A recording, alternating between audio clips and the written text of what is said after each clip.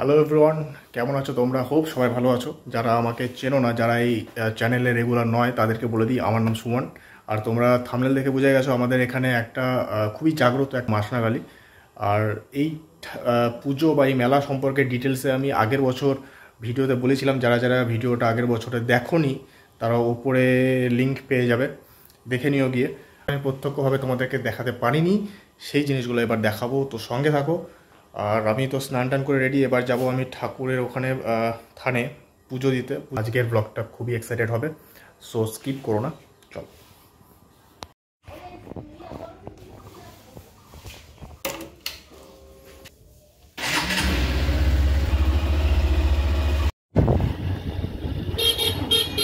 তো আমাদের মাসনা মেলা হয় মাসনাতলাতে। এবার মাসনাতলা কোথায়, তোমরা যদি আসতে চাও তাহলে গঙ্গারামপুর থেকে তপনে যাওয়ার পথ ধরে আসবে, নয়াবাজার এসে নয়াবাজার থেকে কর্দ যাওয়ার যে রোডটা সেটা ধরে আসবে। মোটামুটি 2 কিলোমিটার আসতে হবে নয়াবাজার থেকে, তাহলে তোমরা মাসনাতলাতে পৌঁছে যাবে। তোমরা জাঁকজমক দেখে বুঝতে পারবে। আর এই যে মাসনা মেলাটা হয় 28শে চৈত্র, মানে চৈত্র মাসের যে লাস্ট দিন যেটা চড়ক পুজো হয় 30শে চৈত্র, তার মাঝখানে একদিন গ্যাপ থাকে, তার আগের দিনই কিন্তু মাসনা মেলা হয়। তো তোমরা দেখতেই পাচ্ছ চারিদিকে এত সুন্দর একটা মেলা বসেছে। আমি তো আমার ভোগ টোগ সব যা যা দেবো কিনে নিলাম মোটামুটি।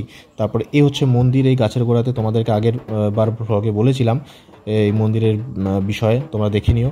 তো যাই হোক, এই মেলাটা তোমরা দেখো।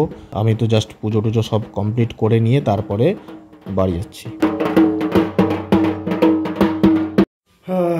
তো চলে এলাম ভোগ দিয়ে, তোমরা দেখতে পেলে। আর দেখো তিলকটা করে দিয়েছে কীরকম, এদিকে একটু দিতে লাগে আবার এদিকে দিয়ে দিয়েছে। মানে কনসাস মাইন্ডে কেউ নেই ভাই, অনেক দিন ধরে থাকে, সংযম থাকে, তারপরে পুজোটা হয়। এইবার এখান থেকে আমি বাড়ি থেকে বেরোবো প্রায় 4টের দিকে। 4টের দিকে মাসনা ভরতলা তোমাদেরকে দেখাবো, সঙ্গে থাকো, ঠিক আছে? কি ওটা পরপর দিয়ে কেমন লাগে? আগের বছরের যে মাসনা পুজোর ব্লগটা তোমরা দেখেছিলে, সেখানে জাস্ট আমি পুজোটা দেখেছিলাম, মেলাটা দেখেছিলাম, আর মাসনা ঠাকুর সম্পর্কে কিছু হিস্ট্রিক্যাল ব্যাপার ছিল সেগুলো মার কাছ থেকে শুনে তোমাদেরকে জানিয়েছিলাম। কিন্তু এই বছর তোমাদেরকে দেখাবো যে মাসনা পুজোতে অ্যাকচুয়ালি রিচুয়ালস কী কী হয়, কী কী ধাপে মাসনা পুজো হয়। আর আমাদের এখানে আমরা দেখতে পাচ্ছ এটা একটা পাগলি কালীর পুজো। আমাদের এখানে খুব প্রচলিত এই নাম পাগলি কালী, সেটা মাসনা ঠাকুরের সঙ্গে রিলেটেড, সেটা তোমাদেরকে দেখাবো এই ভিডিওতে।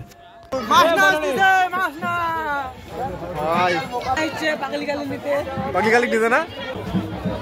আরে ইউটিউবার নাকি? ভালো আছিস?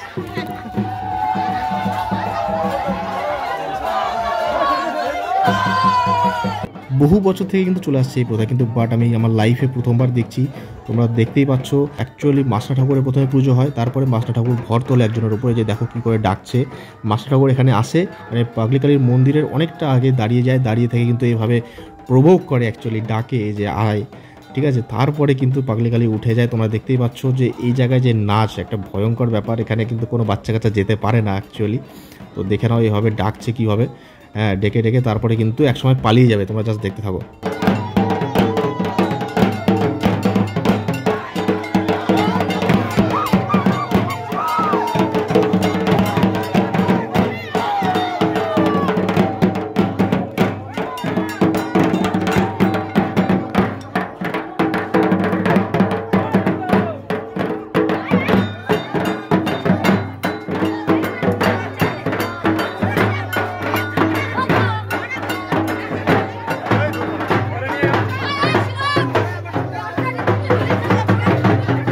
আমি জানি না এটা বংশ পরম্পরায় হয় কিনা, বাট তোমরা যে লোকটাকে দেখতে পাচ্ছ, এই লোকটার ওপরেই কিন্তু পাগলি কালী ঠাকুর ভর তোলে। এই হচ্ছে সেই মুখোশ, এখানে মুখোশের পুজো হয় পুরো বছর। তারপরে কিন্তু মাসনা পুজোর দিন পাগলি কালী ঠাকুর এই লোকটার উপর ভর তোলে। আর যা হবে তোমরা দেখতেই পাবে সামনে। আর যদি তোমরা ভর তোলা জিনিসটা না বুঝে থাকো তাহলে কিন্তু কান্তারা মুভিটা দেখে নিও, তাহলে বুঝতে পারবে জিনিসটা কি। আর তোমরা দেখতে পাচ্ছ এই মুখোশের মধ্যে মানে হাওয়া আসারও কোনো ব্যবস্থা নেই, কী করে কী হয় সবই অলৌকিক।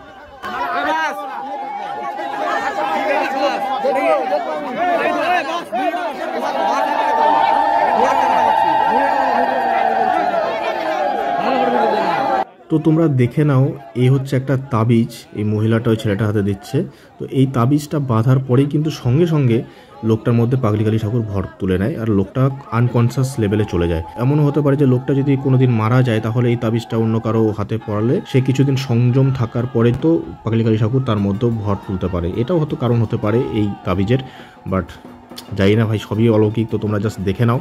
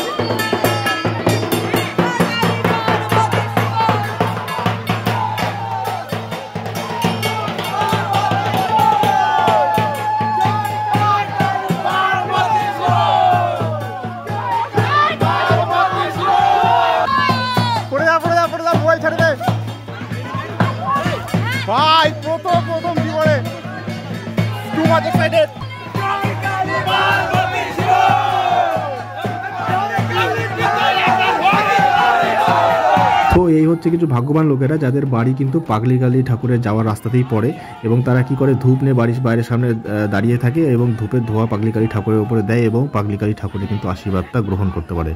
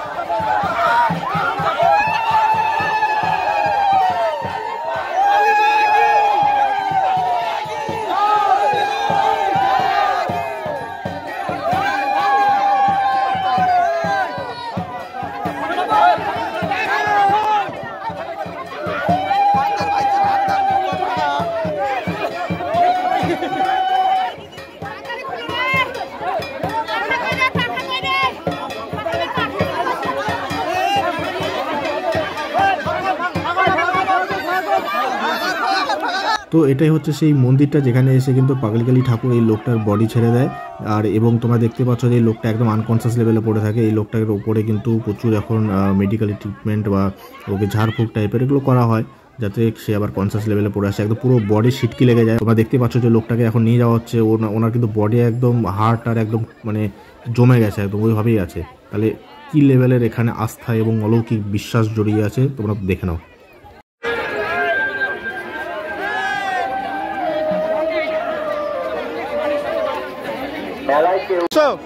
পিছনে দেখো কে এসছে, পিছনে দেখো ভাই এসছে আমাদের ড্যানি ভাই। আজকে ড্যানির মতন গরমের সময় এটাই ঠিক আছে না না একটা শুল করে গলা বসে গেল চিল্লা চিল্লা। এই যে আমাদের পুরোনো মেলা, এই যে মাছ না এসে এখানে বসে পড়ছে। হ্যাঁ গেছিল ডাকতে, বুঝলি পাগলি গালি ডাকি সারা নিবি রেখে নেই। আমি তো দিছি সকালবেলা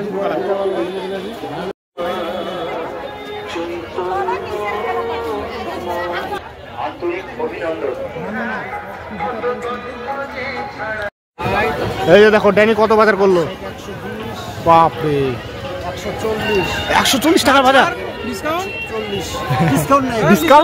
ডিসকাউন্ট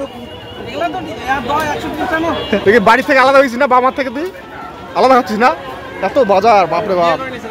বিয়ে করে নিছিস না? বিয়ে করবি যেন আগে আলাদা যাচ্ছিস? হ্যাঁ সত্যি মানুষ বিয়ে করে আলাদা হয়, বিয়ে করার আগে আলাদা হয়ে যাচ্ছে। তাতে মানে বইয়ের আর চাপ থাকবে না, বউকে বলবে আমি কিন্তু আলাদা, চলে আসতে পারো আরামে।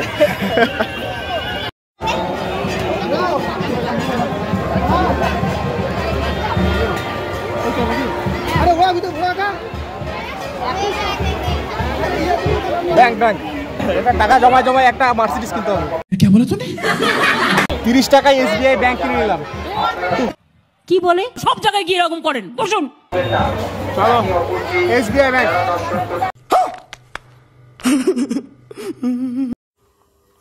তো আমি চলে এলাম বাড়িতে। আজকের মতো ভিডিও এত দূরই, দেখা হচ্ছে নেক্সট ব্লগে। আর তোমরা জানো কি করতে হবে, যদি ভিডিও ভালো লাগে তো লাইক করো, অ্যান্ড যদি মনে হয় যে এই মেলাতে আসবে আর কোনো বন্ধুদেরকে আমন্ত্রণ করবে, ইনভাইট করবে, তো শেয়ার করো ভিডিওটা তাদের কাছে। আর অবশ্যই চেষ্টা করো এরকম একটা এক্সাইটিং মেলাতে টেক পার্ট করার। হয়তো গলা বসে গেছে, তো দেখা হচ্ছে আবার পরের ব্লগটা কালকেই হয়তো আসবে।